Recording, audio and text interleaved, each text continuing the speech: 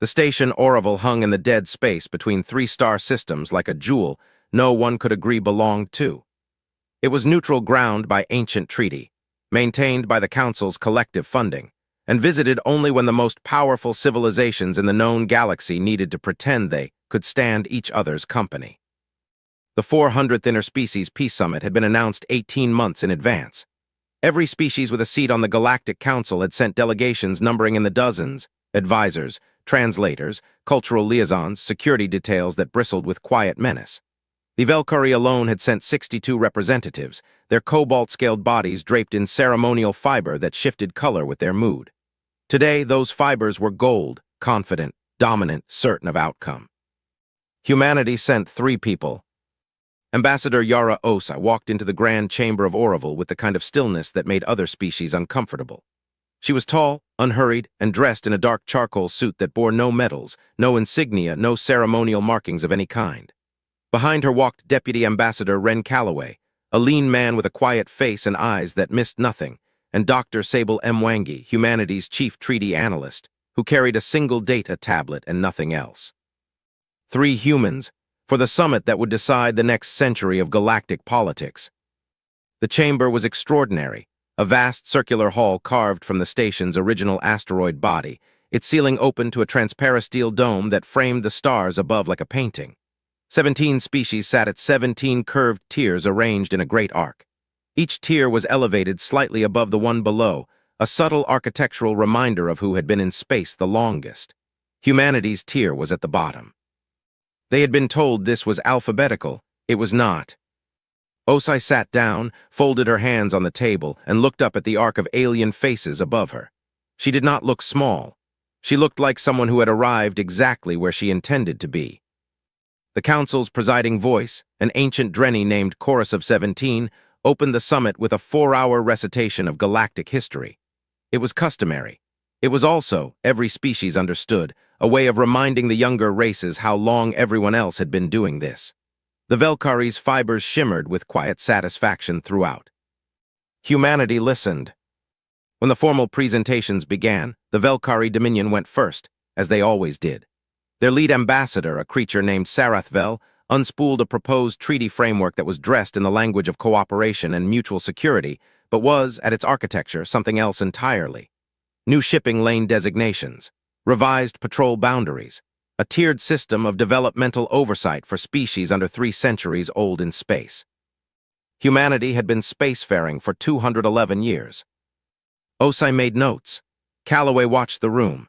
Mwangi's fingers moved quietly over the data tablet, cross-referencing every clause against a database that had taken her team 4 years to build. When Sarathvel finished, there was a murmur of polite agreement from the upper tiers. The Sorathi offered a gentle amendment to one minor clause. The Atren Confederacy nodded their heavy heads in approval. Nobody asked humanity anything. Nobody expected them to object. Young species never objected. They were grateful to be included. Osai closed her notebook, looked up at the dome full of stars, and felt the weight of what she'd read settle into her bones. She had read the full treaty framework the night before. Not the summary, not the brief her staff had prepared. All 900 pages in the original Velkari legal dialect, cross-translated against 4 different interpretive engines to make sure nothing was lost. She had found it on page 340, buried in a subsection titled Provisional Stabilization Mechanisms. Article 71. She didn't say anything that evening. She thanked the Council's hospitality staff for the dinner, returned to the human quarters, and sat with Calloway and Mwangi until well past midnight. They dressed it nicely, Calloway said. They always do, Osai replied. Mwangi set her tablet down. What do we do?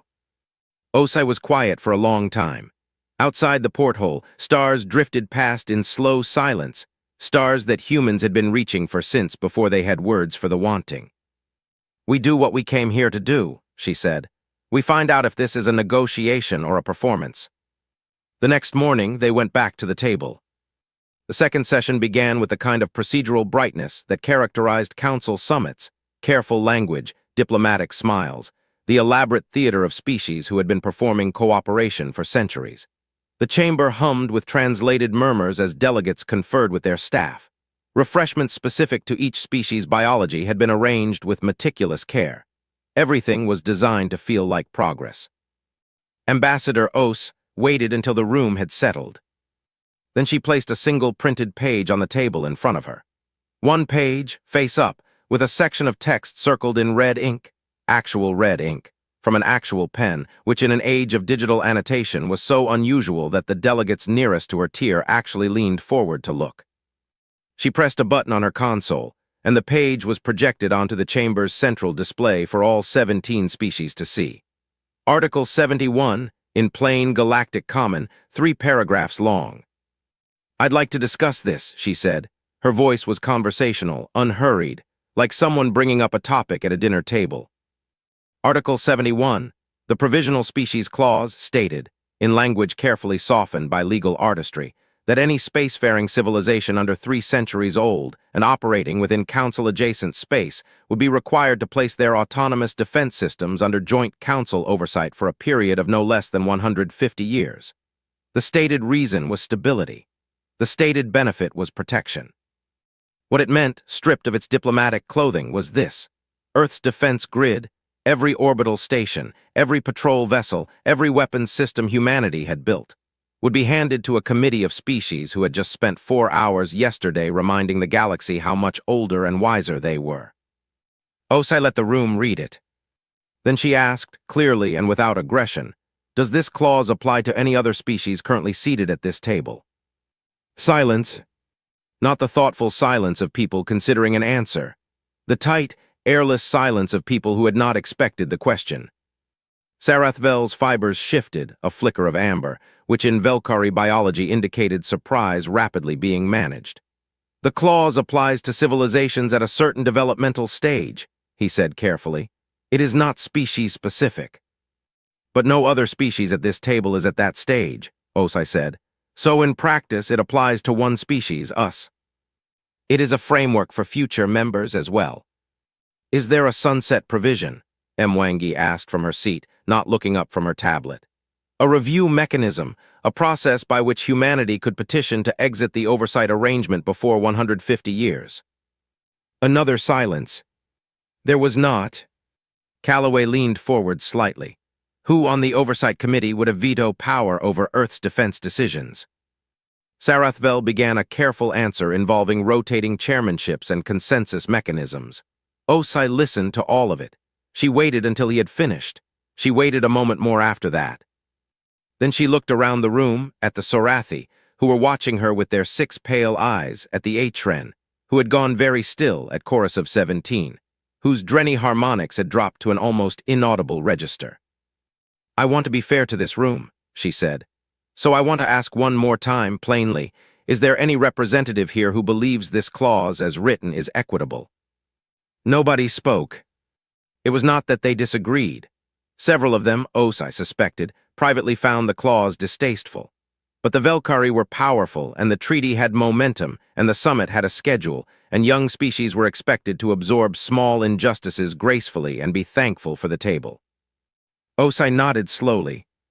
She closed her folder, capped her pen, straightened the single page on the table and placed it neatly back into her document case. Then she buttoned the top button of her jacket, a small, precise gesture, and stood. "Thank you for your hospitality," she said. "The food has been excellent. The accommodations were comfortable. We appreciate the council's invitation." She looked once more at the chamber. "We'll see ourselves out."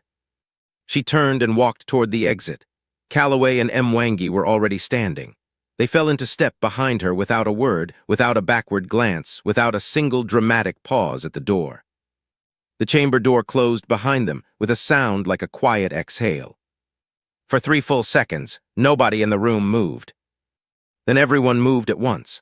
The eruption was immediate and chaotic in the particular way that only a room full of powerful species who have just lost control of a situation can be chaotic. Every voice at a different frequency, every translator struggling to keep pace. The chamber's acoustic architecture bouncing 17 different languages off its asteroid walls until it sounded less like a diplomatic summit and more like a geological event. Sarathvel was on his feet before the door had finished closing. His fibers had gone deep red, fury poorly contained. "They cannot simply leave," he said, his translated voice sharp as cut glass. "This is a recognized summit under Council Charter. Departure without formal declaration is a violation." "Of what exactly?" asked the Sorathi senior delegate, a creature named Wren of the Still Waters, whose 6 pale eyes had not moved from the door since Osa walked through it. Her voice was soft, but it cut through the noise the way a blade cuts, without effort. "Which charter provision requires a species to remain at a table where inequitable terms are being proposed? The provisional clause is standard developmental framework." "Show me," Wren said, "where it was applied to the H-Wren when they were 200 years spacefaring. Show me where it was applied to any species in this room." That produced a new silence, briefer than the last one, more uncomfortable. Chorus of 17 raised one of its 17 semi-independent sub-voices, a procedural call for order that by ancient tradition required everyone to stop speaking immediately. The room obeyed. The old Drenny's harmonics settled over the chamber like a heavy cloth. "We must address the immediate situation," Chorus of 17 said. "The human delegation has departed. The question before this body is how to proceed." "We send someone after them," Sarathvel said immediately. "The summit is not concluded. Their absence must be formally noted." "They are already gone." The voice came from a junior aide near the back of the chamber, a small H-Wren staffer who immediately looked as if she wished she hadn't spoken. But the words hung in the recycled air. Every head turned toward the docking bay monitoring station built into the chamber's side wall. A junior council technician pulled up the feed with shaking hands. Bay 7, assigned to the human delegation. The display showed an empty dock. The magnetic clamp seals were still warm from the shuttle's departure. The ship had left less than 4 minutes after the delegation walked out of the chamber. They had been packed before the session even began. The room absorbed this. It meant they had made the decision before they walked in that morning. The moment of standing, the closing of the folder, the buttoning of the jacket, none of it had been impulsive. It had been a conclusion delivered at the precise moment it was most clearly understood. The council had been given a performance, a perfectly measured one. "Pull their communication channels," Sarathvel ordered his staff. "All human diplomatic channels are currently in passive receive mode," his communications officer reported after a moment. "No active transmissions, no open negotiation lines. They haven't sent a message to anyone." "What about Earth's governmental frequency?" "Also passive receive."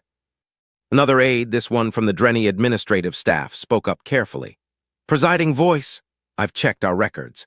In 400 summits over 3,000 years of council history, no delegation has departed in this manner. Every prior withdrawal involved at minimum a formal declaration of intent, a stated grievance list, and a designated point of contact for ongoing communication."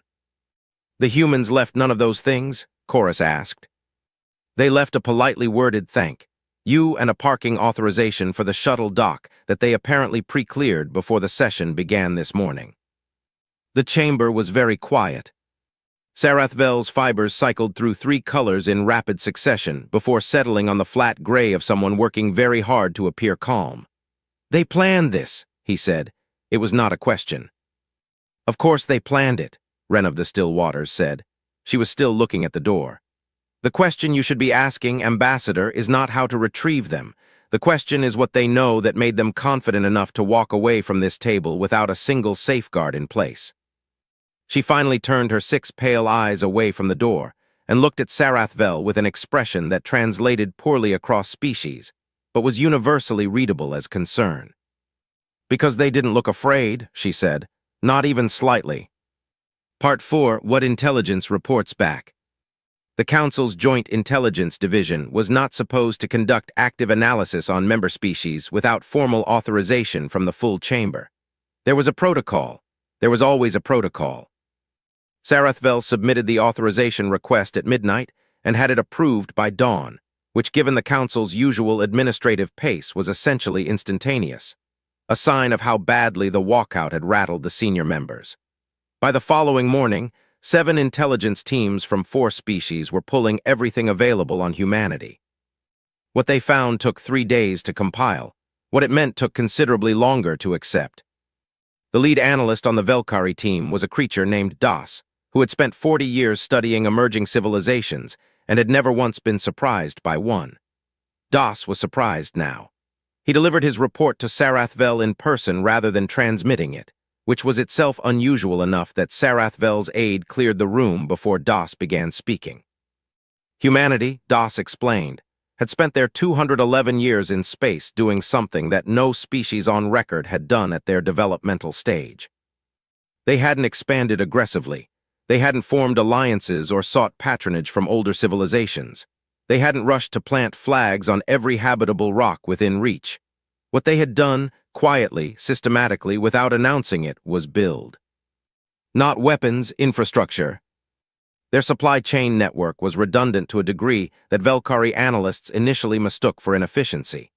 Every major human station had 3 independent resupply routes.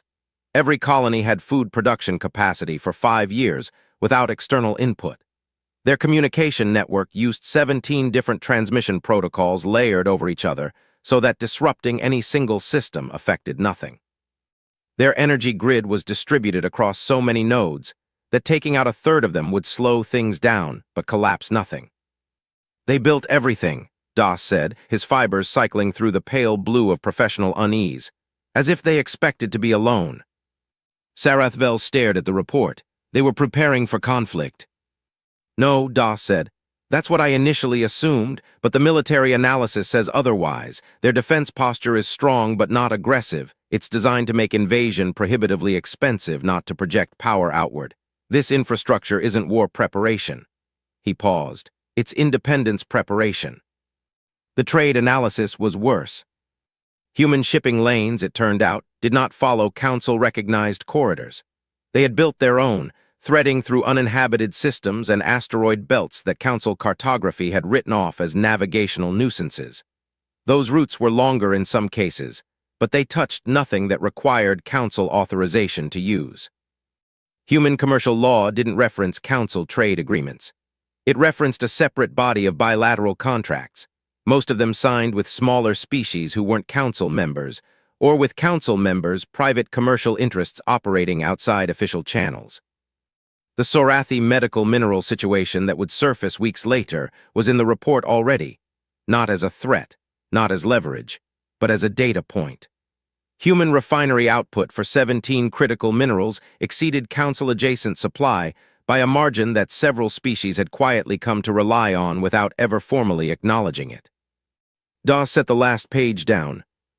"Ambassador," he said, "when we wrote Article 71, we assumed that placing humanity's defense grid under Council oversight would give us influence over a young, dependent species that needed our trade routes, our arbitration, and our protection."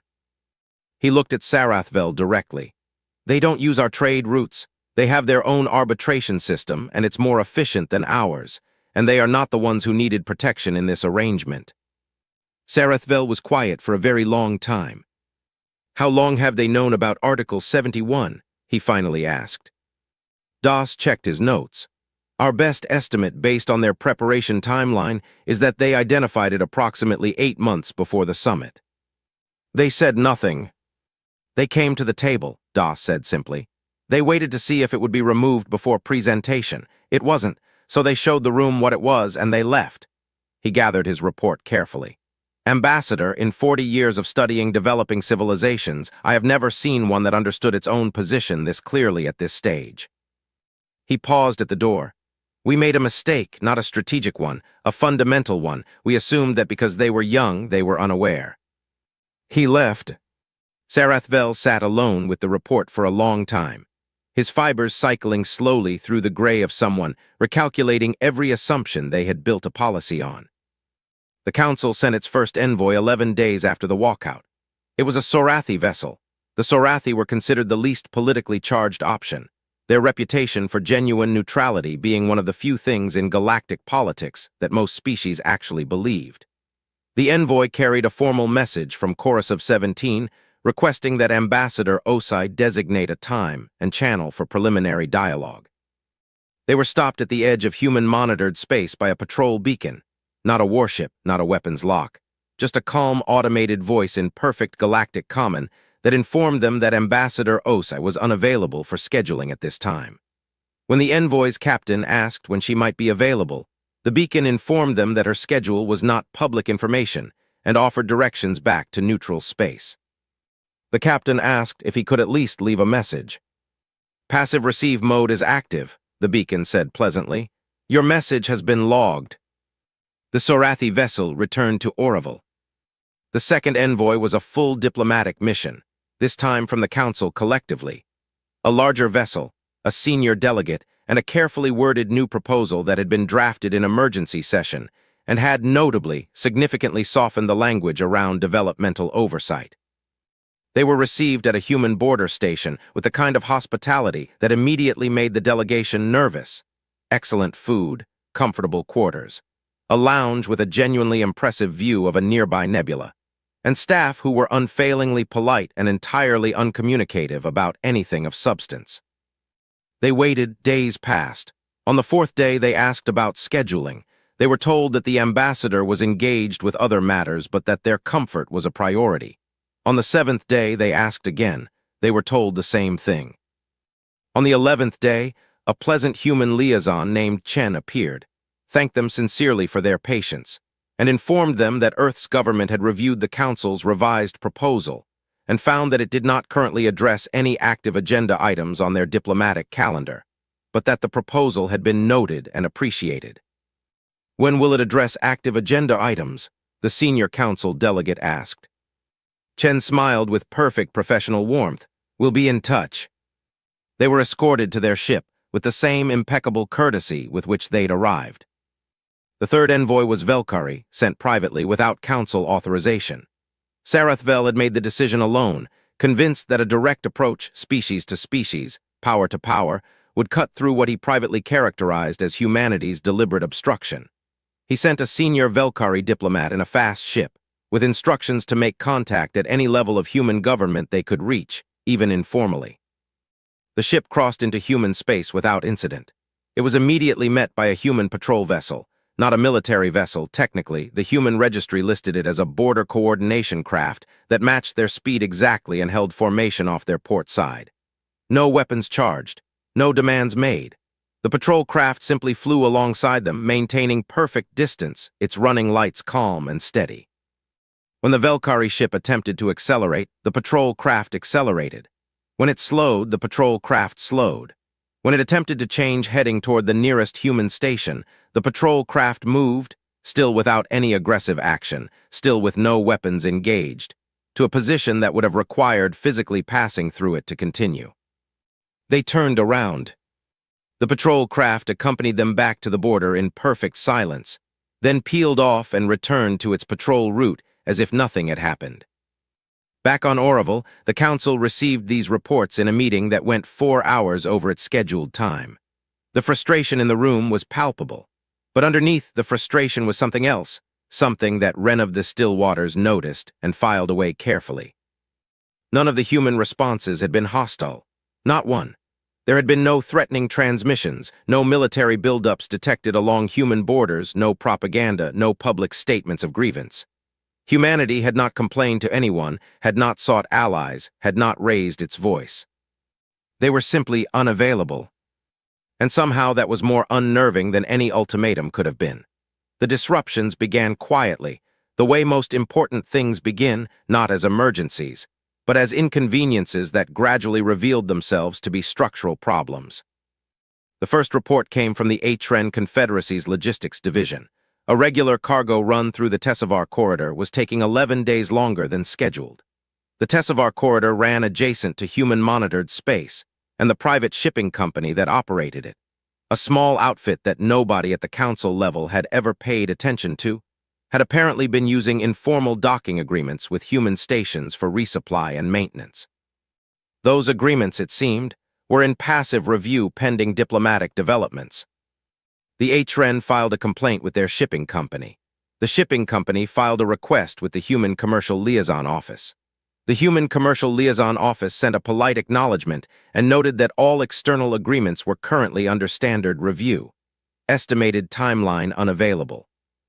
The second report, 2 weeks later, came from the Sorathi Medical Authority. A mineral compound called Vel-7, used in the synthesis of Sorathi neurological medications that treated a condition affecting roughly 12% of their population, was experiencing a supply shortage. Vel 7 refinement was technically possible at 3 facilities in known space. 2 were Sorathi-operated, but had been running below capacity following equipment failures 6 months prior. The third was on a human orbital station called Meridian 9. Meridian 9 was still operating. Meridian 9 was still refining Vel 7. Meridian 9 was, however, honoring only contracts that had been signed before the summit. New purchase orders were in queue, estimated processing time, subject to ongoing review. The Sorathi government moved quickly. Their ambassador to human space made a direct call, not to the council, not through diplomatic channels, but to the commercial management office of Meridian 9 itself. A human manager named Ashford answered, confirmed that the Sorathi's medical situation was understood and taken seriously, and said that expedited processing could be arranged through a bilateral commercial agreement signed directly between the Sorathi Medical Authority and Meridian 9's parent company. Not through the council, directly. The Sorathi signed within 48 hours. The Vel 7 orders processed the next day. The council was not informed until after the fact. Then the Lurath trade data surfaced. The Lurath were a small species, not powerful enough to merit much council attention, which was precisely why the data was so revealing.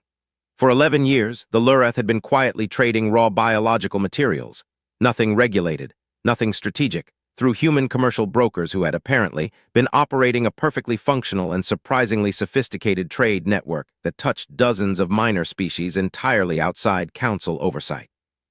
The network wasn't secret, it was just small enough that the council had never looked at it. When an analyst pulled the full scope of it at the council's request, the map that emerged covered 63 species, 400 trade routes, and a volume of commerce that was, by modest estimate, equivalent to 14% of all council-regulated interspecies trade. 14%, built in 211 years by a species at the bottom tier. The room where the report was presented went very quiet. Wren of the Still Waters looked at the map for a long time. Then she said something that nobody in the room contradicted. They weren't building leverage. They were building a civilization. We just assumed that because it was their civilization, it couldn't matter to ours. She looked around the table. It matters. The Velkari's economic team submitted a private assessment the same week. It was classified, but its conclusions were stark. If humanity formalized its parallel trade networks into an independent commercial framework and invited council-adjacent species to join it, they could draw enough economic activity away from council-regulated routes to meaningfully alter the political balance of the outer systems within a decade. Humanity had not threatened to do this. Humanity had not mentioned it at all, but the infrastructure existed. It had always existed. The Council, for the first time, began to understand the difference between a species that was dependent on them and a species that had simply chosen, so far, to be polite. It came without warning, no press release, no advance notice to council channels, no diplomatic prelude of any kind. One morning, 43 days after the walkout, every species in known space with a receiver capable of picking up the standard galactic broadcast frequency received the same transmission simultaneously. A human woman, a plain background, no flags, no insignia, no diplomatic staging. Just Ambassador Yara Os sitting in what appeared to be an ordinary office, speaking directly into a camera as if she were talking to someone across a table. She spoke for 9 minutes and 22 seconds. She did not raise her voice once. She began by saying that she wanted to be honest, because she found that most diplomatic situations suffered from an excess of careful language and a shortage of honest conversation, and she thought the current situation had gone on long enough that honesty was owed to everyone. She said that humanity had come to the summit on Oroville with a genuine intention to negotiate. She said that her team had read the proposed treaty thoroughly and had found it, in several areas, to be a thoughtful framework for interspecies cooperation. She said there were clauses in it that humanity would have signed without hesitation. Then she talked about Article 71. She didn't use legal language.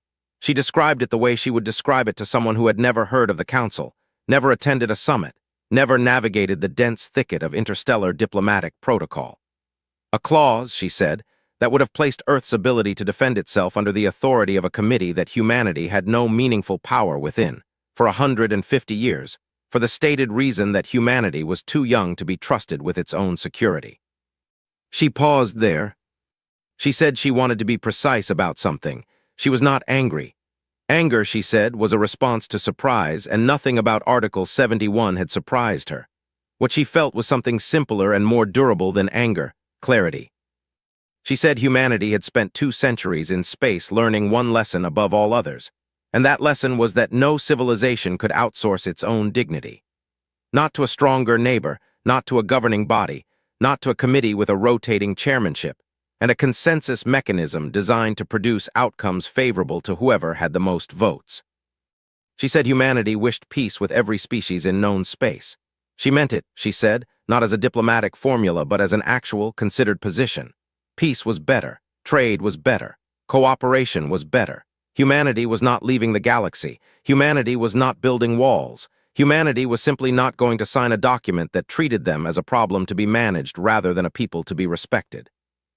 Then she said something that the Council's translation teams would spend weeks arguing about, not because it was ambiguous, but because its simplicity made them certain they must have missed something. She said, "We will return to the table when the table is ready for us. We are not hard to find." She thanked everyone for listening. The broadcast ended. For about 30 seconds, nothing happened. Then the Council's communication infrastructure lit up, not with human signals, but with the Council's own member species contacting each other in a volume and urgency that the system's routing architecture had not been designed to handle simultaneously. Within 2 hours, 14 of the 17 Council species had opened internal governmental discussions about the summit. Within 24 hours, 3 formal Council member petitions had been filed requesting a review of the treaty's foundational clauses. Within 48 hours, the Velkari Diplomatic Office released a brief, carefully worded statement saying that they welcomed ongoing dialogue about treaty frameworks. It was the first time in the Velkari Dominion's history that they had publicly characterized a treaty they had authored as open to revision before ratification. Nobody mentioned that a 9-minute speech delivered from an ordinary office with no production value, no dramatic music, and no political theatrics had done what 6 weeks of council meetings and 3 failed diplomatic missions could not. Nobody needed to. Wren of the Still Waters watched the broadcast twice. After the second viewing, she sat quietly for a while. Then she contacted her government and said 4 words before ending the transmission: "Fix the treaty, completely." The new session was scheduled for a neutral date, no ceremonial significance, no anniversary of any prior treaty. Just a date chosen because it was soon enough to matter and far enough out to allow preparation. The Chamber of Orville had been reconfigured, quietly and without public announcement, so that all 17 tiers were at the same elevation. There was no bottom anymore. Humanity's tier was still in its original position, but it was the same height as everyone else's now.